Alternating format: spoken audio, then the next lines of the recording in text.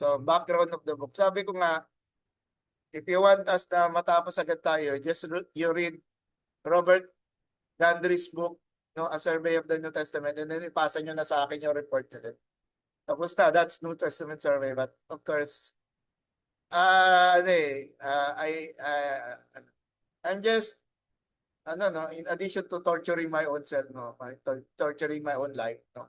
Yung walking the second mile, no, kasi I think there's really a lot of us to, that we can learn from this. Rather than ituro mo lang to in just 4 hours. Like, tapos that's, kumain lang tayo lunch together, tapos babay na. Ayun, bakit? Sorry, nakasama pala yung sa recording. I think that's unnecessary information in addition to the background. Okay, so apocalyptic is from the Greek apocalypsis. In fact, earlier, the word, of course, Revelation is an English word, no? Pero the book is Apocalypsis, no? Apocalypsis yung name niya, no? Uncovering, it describes a movement in Judaism and Christianity that characteristically claim that God had revealed to the writer the secrets of the imminent end of the world, and so had given him a message for his people. And when we say apocalyptic, okay, something. The book of Revelation is just one of the many apocalyptic writings. At usually yung content ng apocalyptic, especially during for example, the Persian era. The Persian era.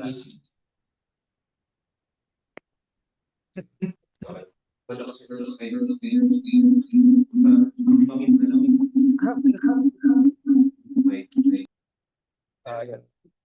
Yeah. Ganun din ginawa namin dito. Kaya, same technology. Sige, yung apocalypse, no, what I was saying, during the 3rd century Persian era, people were under exile. Siguro we can push it kahit sa 4th century, but so doon, people were under exile, or people were under the rule of pagan rulers.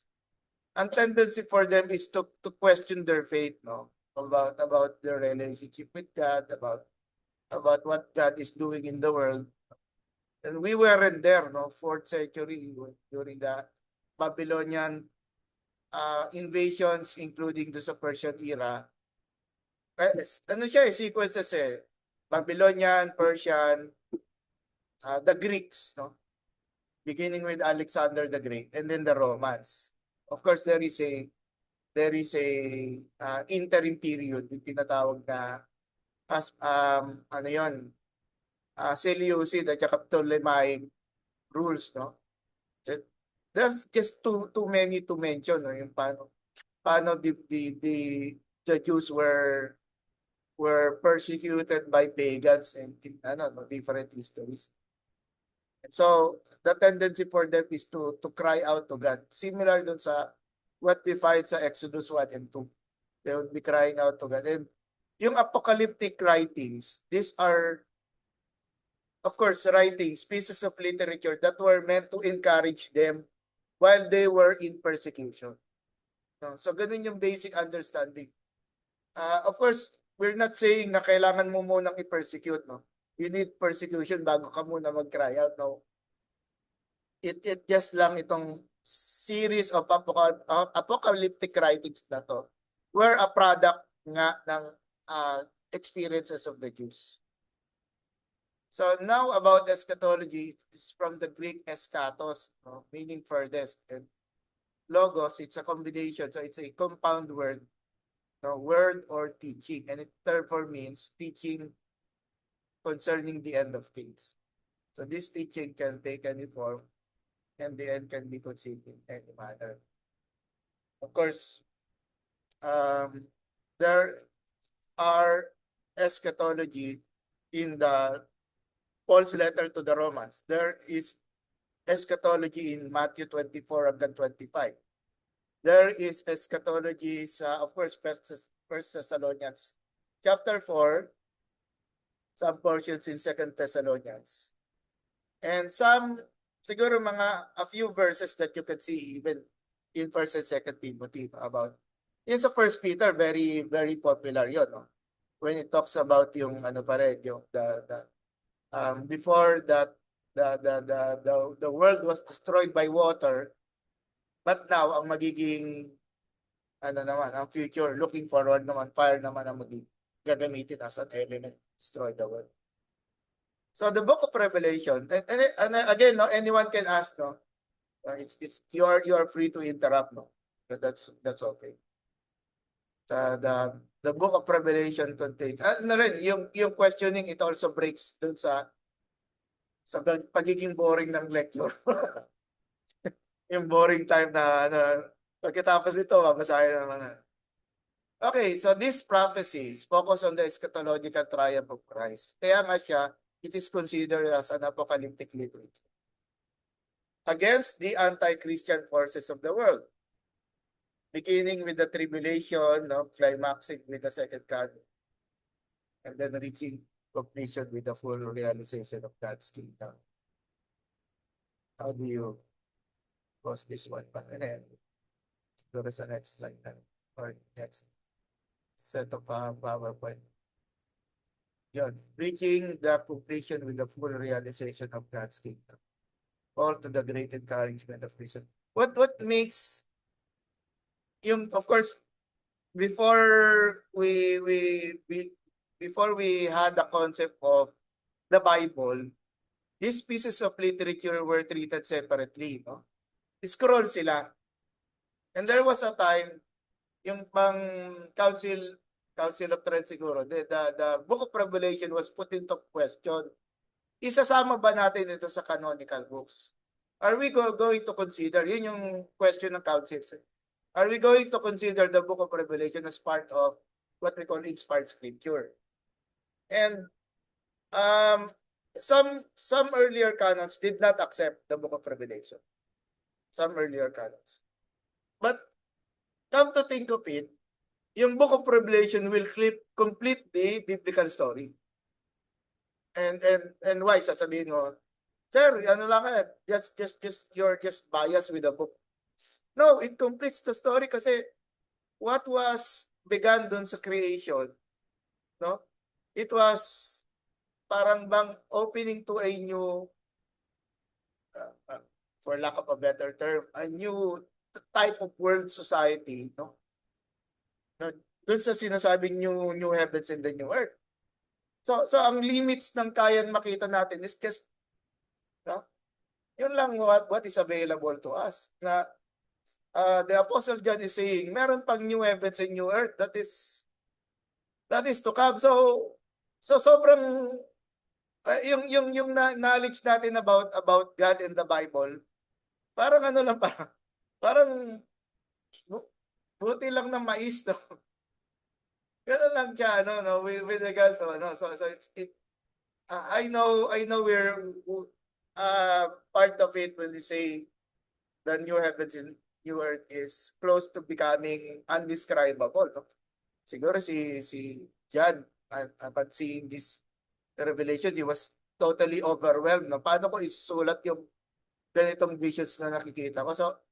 So you can imagine yung limits, no, human limitations in face of a magnificent visions na no. Ewan ko kung meron sa inyo naka-experience na seeing visions before. But going to that question, if you were able, kunyari lang, you were able to see a vision from God. The question is, how do you write it down? How do you put it in words, di ba? So malamang si John, because of his long time following Jesus, it really gave him the skills. Pero tayo, I don't know, no, kung kaya nating to be able yung capacities next. So Revelation claims to be written by John. And the phrase, you might question din, sir, why is there a word claims? No? Why is there a word claims? Kasi that is how the author identified himself. So yeah, so some verses that you could look at, addressing himself to his readers. So he calls himself your brother and companion to suffering, kingdom, and patient. Patient endurance that are ours in Jesus. Notice here, there is no, and that is how he introduced himself. No? Unlike, for example, si Apostle Paul, he would always, he may be alluding to his past life as a Pharisee, or yung occasions niya, he was a prisoner. I'm in prison. Nagamit siya ng mga metaphors in chains, di ba? That your brother in chains. So here, ganito pinakilala ni Apostle John yung sarili niya. And when you look at how he introduced himself, ang of course, tayo, we are outside readers. No? We are wishing na, sana you should have told us more about yourself. Pero we are not initially intended to sa conversation na yon. So it is between him at saka yung people, the beloved believers dun sa Asia Minor during this time, Asia Minor / 7 churches. So for them, kilala nila who John is. Meaning there is no need for the author to explain himself. Rather as tayo, kaya nga tayo. And even the book of Revelation, if you read yung mga survey books, the authorship of the Apostle John is being doubted. No? Rather than troubling pa yung kanyang mga isipan nyo na by looking at yung questions of authorship na si John ba talaga ang author nito, skip na natin yung problem na yun. So I'm asking for an okay for that. Oh, yung apostle, oh. Kita mo yung question mismo ni Brother Yoni goes to that question na, John the apostle ba to, di ba? So, or he is a later disciple with the same name. So, I do not really need to develop mga understanding why I should prove na si John ito na apostle. Yun lang knowledge niya ng scripture eh. He knows his Old Testament very well. Puno-puno ng Old, you just begin with chapter 1, makikita mo there's a lot of Old Testament references. For example, you're using a Bible na merong center cross reference, di ba? Yung nasa gitna. Puno-puno siya ng Bible verses that goes back to the Old Testament. So that's number 1.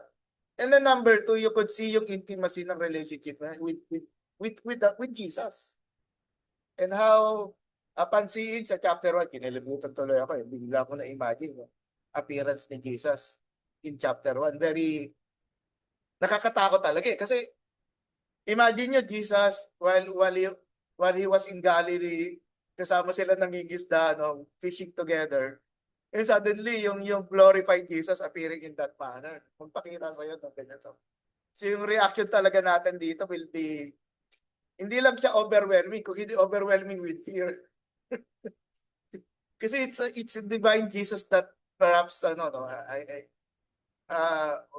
we do not know how many times John saw Jesus in this manner. But perhaps it can be the first, and that has something to do with his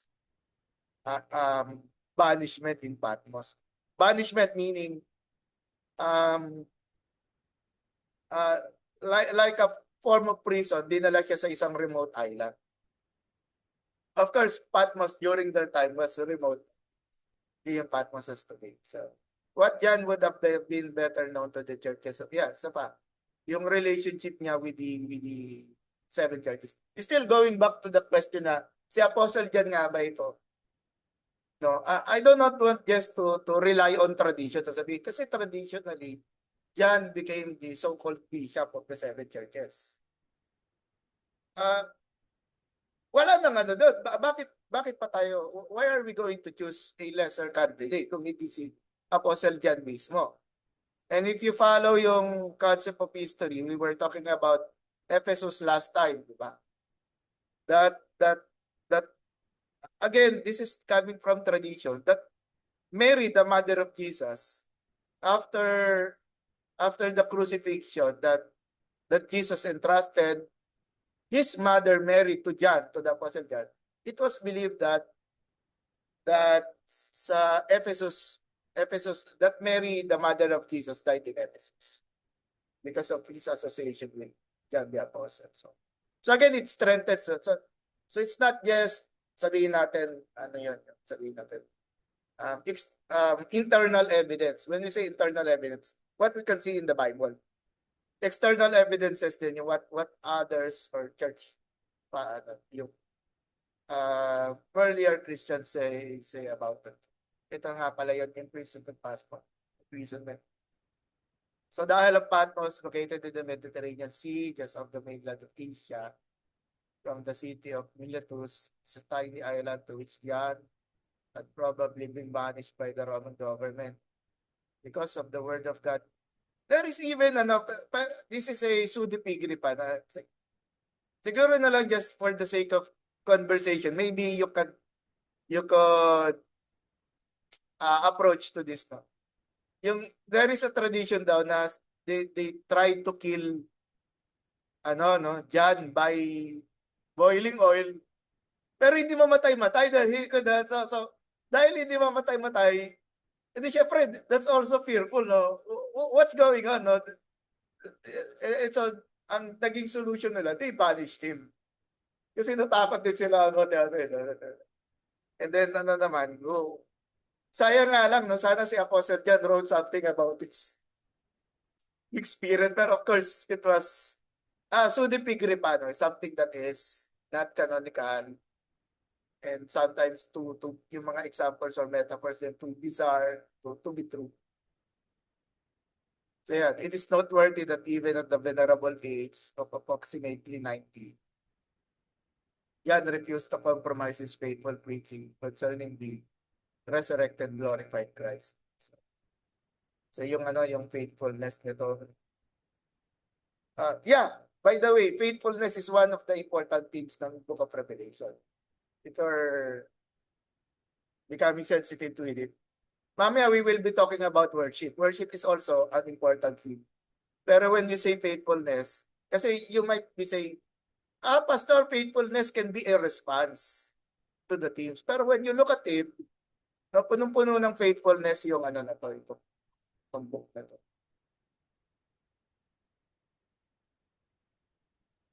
Which is more important than yung people natatakot sila basahin yung Book of Revelation because of its, sabihin natin, futuristic content na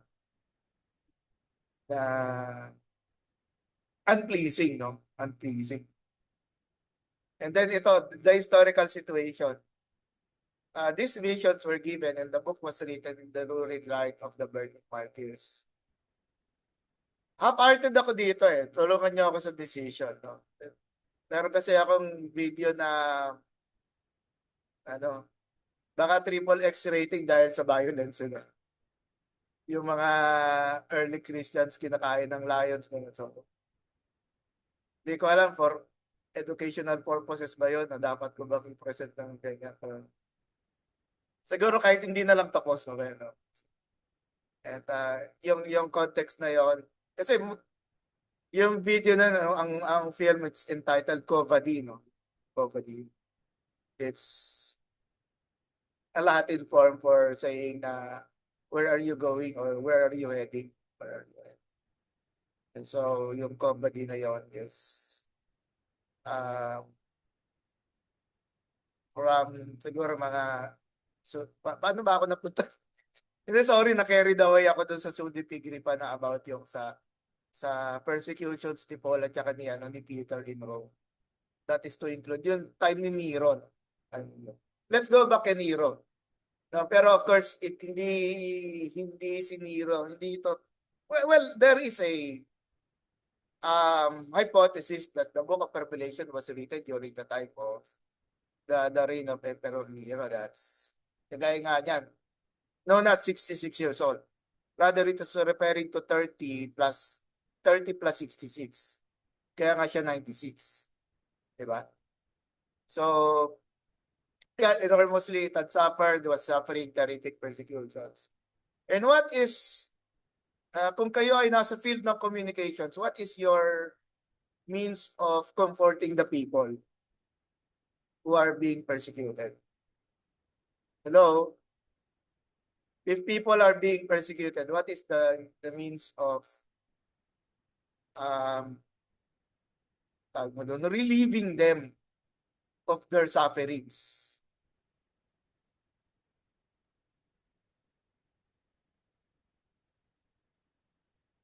Parang gano'n, yes, yes. Yun din yung message ng Book of Revelation. Kaya nga yun yung word na apocalypse, which is, when you think of it, ito lang yung alam kong apocalypse. Yung pala, the number of apocalyptic literature is in the hundreds. So, marami nga lang ay, hindi, pangit yung term na marami kasi isa lang. Isa lang yung apocalyptic writing na nakapasok sa ano. Although yung Matthew 24 and 25 can be considered as a apocalyptic section. So ito, first imperial persecution, Christians were crucified, fed to the wild beasts, burned alive. Habang nabubuhay sila just to light yung kanilang mga Olympics nila, mga sports events nila. Very brutal talaga, no? Pero, uh, uh, ayun na lang, I thank God na lang na, siguro I thank God it's a term ng kawalan ng pananampalataya. We're just given na ito yung generation na ibinigay sa atin. So we have to live yung level ng faithfulness according to our generation.